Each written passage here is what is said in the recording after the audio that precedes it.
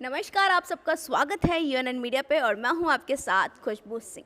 और आप सब तो जानते ही हैं कि आजकल भोजपुरी इंडस्ट्री में एक नया चलन शुरू हो गया है, वो है साफ सुथरी फिल्मों का। अच्छे गाने भी बनने लगे हैं, आप सब उनको बहुत प्यार भी दे रहे हैं। वहीं फिल्मों की बात की जाए तो अगर इंडस्ट्री में 10 फिल्में हो तो 9 फिल्में जो होती हैं साफ सुथरी पारिवारिक फिल्म होती है। लेकिन इस वक्त हम किसी फिल्म की बात नहीं कर रहे, हम बात करें एक ऐसे एक्टर के जो इस वक्त हमारे साथ मौजूद हैं।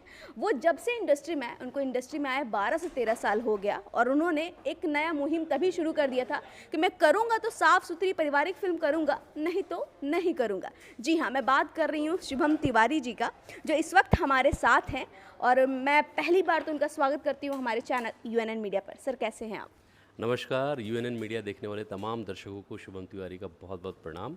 और खुशबू जी, मैं बिल्कुल बहुत अच्छा हूँ और आप लोगों का प्यार है बस। जी, कहिए। ये एक ऐसे एक्टर माने जाते हैं जो एक्टिंग तो कमाल का करते ही हैं, साथ ही ना ही कोई ऐसा डबल मीनिंग शब्द हो या कोई ऐसी फिल्में करते हैं जो ऐसा कुछ होता है ना वल्गर दिखाएं। तो ये कहते हैं ना कि भोजपुरी इंडस्ट्री में अगर ये काम ना हो तो फिल्में चलती नहीं है। उसके बावजूद भी आपने कई हिट फिल्में दी हैं। तो जब इंडस्ट्री में आए थे, क्या सोचा था कि मैं इस इंडस्ट्री में जा रहा हूँ, और क्या लगा था कि इतना लंबा सफ़र आप तय कर पाएंगे? जी, अभी तो सफ़र शुरू ही हुआ है और बहुत कुछ करना है हमें। और हमने जब पहली बार कदम रखी थी इंडस्ट्री में, 2009-10 की मैं बात कर रहा हूँ, उस समय ही हमने डिसाइड किया था कि हम कभी भी दुई अर्थी सिनेमा नहीं करेंगे, ना ही डायलॉग्स बोलेंगे, ना ही गाना गाएंगे। और आप लोगों की कृपा रही है, हर वक्त लीक से हटकर काम करिए, वो ज़्यादा आपको फ़ायदा देगा। थोड़े समय के लिए तकलीफ़ होती है, लेकिन बढ़िया काम हुआ। क्या बात है सर। 2009 में आई थिंक आपकी पहली फिल्म आई थी। सर, वो फिल्म का नाम क्या था और पहला फिल्म का एक्सपीरियंस कैसा था? हमारे दर्शकों के साथ शेयर करिए। उस समय के सबसे बड़े स्टार हुआ करते थे 4 लोग, और जिसमें मोना जी थी, मोनालिसा, रानी चटर्जी, दिव्या देसाई जी, जो अभी आजकल रश्मि देसाई के नाम से जानी जाती हैं, और सबसे बड़े हम सबके भैया रवि भैया, मतलब रवि किशन। अब इन धुरंधरों के सामने एक राष्ट्रीय पुरस्कार से विजेता हैं डायरेक्टर आनंद खतराज जी, उनकी फिल्म करना, बैनर आप चले जाइए उदित नारायण जी की, ये सारे चीज़ों को लेकर इतनी घबराहट थी उस समय मुझे। लेकिन आप विश्वास करिए, जैसा अगर आपका विचार हो, आपका नेचर हो, तो लोग भी आपको उतने ही अच्छे मिलते हैं। सब आपके ऊपर आधारित होता है, आप कैसा माहौल बनाते हैं। और उन लोगों का इतना बढ़िया प्यार मिला कि 2009-10 की आप कह सकते हैं 2 ही फिल्म हिट हुई थी। एक रवि किशन जी और पवन जी की एक फिल्म थी, वो हिट हुई थी।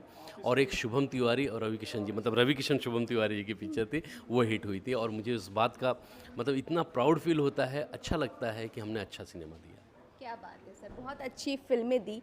ये तो हो गई आपकी शुरुआत। उसके बाद अब तक आपने करीब 25 से 30 फिल्में करेक्ट, करेक्ट। की हुई हैं। जी। देखा जाए तो साल के हिसाब से बस कम है, लेकिन हाँ। सर जी जैसा यकीन करते हैं कम हो लेकिन उसकी क्वालिटी अच्छा, हाँ। अच्छी हो, जी, अच्छा मैसेज दें। जी। अब सर आगे का क्या प्लान है? क्योंकि शुरुआत में आप एज अ प्रोड्यूसर भी डेब्यू किए थे, लेकिन उसके बाद आप सिर्फ एज अ एक्टर बन के रह गए। करेक्ट। क्या अब आगे फ्यूचर में एज अ प्रोड्यूसर या एज अ डायरेक्टर बनने का कुछ प्लान है? अरे बाप रे! डायरेक्टर तो नहीं बनना है सर, कोशिश ये रहेगी कि अच्छी फ़िल्में करूँ। और मैंने अभी ये प्लान किया है कि पारिवारिक फ़िल्में तो करता ही हूँ, लेकिन अब लीक से हटकर हम लोग फ़िल्में करेंगे। जैसे मैंने अभी हाल ही में एक फ़िल्म बी फॉर यू के लिए हमने किया था, जुग जुग जिया हो ललन माँ। अगला प्लान है कि मेरे भैया मेरे चंदा। और एक और फ़िल्म है जिसका नाम अभी नहीं हुआ है, खाली क्योंकि रजिस्ट्रेशन के लिए हो गया हुआ है।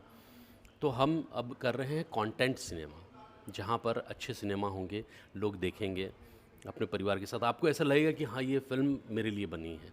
इस तरीके की फ़िल्म हम लोग प्लान कर रहे हैं। एक तरह से कनेक्ट कर पाएंगे, यस, घर घर की करेक्ट, कहानी होगी यस, जिसे हम जी यस, पाएंगे।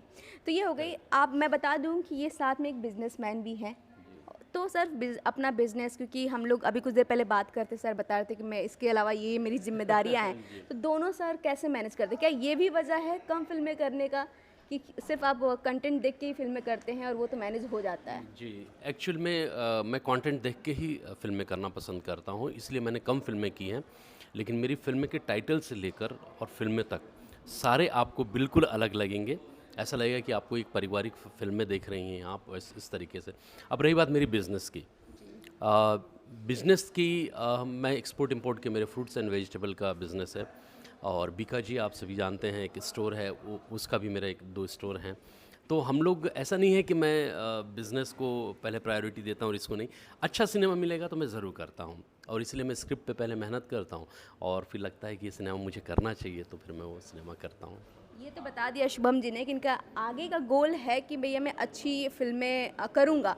साथ ही आपने रवि जी का ज़िक्र किया, बताया रवि जी के साथ कैसे शुरुआत हुई।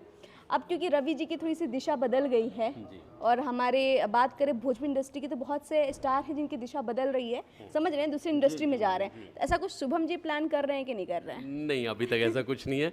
आप सीधा-सीधा कहिए पॉलिटिक्स में जाना चाहते हैं कि नहीं? जी, मैं अभी पॉलिटिक्स में जाने का कोई इरादा नहीं है, जबकि मैं झारखंड से इकलौता हीरो हूँ भोजपुरी सिनेमा के लिए एक जिस लेवल पे अभी हम काम कर रहे हैं। लेकिन मुझे वहाँ से झारखंड से भी ऑफ़र आते हैं, लेकिन मैं अभी कुछ इसलिए नहीं करना चाहता हूँ, पहले ठीक से हम खड़े हो जाएँ, जिस इंडस्ट्री के लिए हम काम कर रहे हैं। मैं चाहता हूँ इस इंडस्ट्री में लोग जानें शुभम को एक अलग रूप में, कि इस बंदे ने इतना स्ट्रगल किया है और अच्छा सिनेमा ही किया है, अच्छे फ़िल्में दी हैं, जिसे सारा परिवार देख सके। क्या बात है! हमारे दर्शकों से कुछ कहना चाहेंगे? बिल्कुल, मैं ये कहना चाहूँगा कि आप यूएनएन मीडिया एक ऐसा ज़रिया है आप सभी तक पहुँचने का, जहाँ अच्छे और नेक दिल कलाकारों को, टेक्नीशियंस को और सभी फ़िल्म की न्यूज़ को आप सभी तक पहुँचाते हैं। आप यूएनएन मीडिया देखते रहिए, अपना आशीर्वाद, अपना प्यार मुझ पर और यूएनएन मीडिया पे बनाते रहिए। Thank you so much. तो भैया शुभम जी से जुड़े सारे अपडेट्स के लिए बने रहिए हमारे साथ और देखते रहिए यूएनएन मीडिया।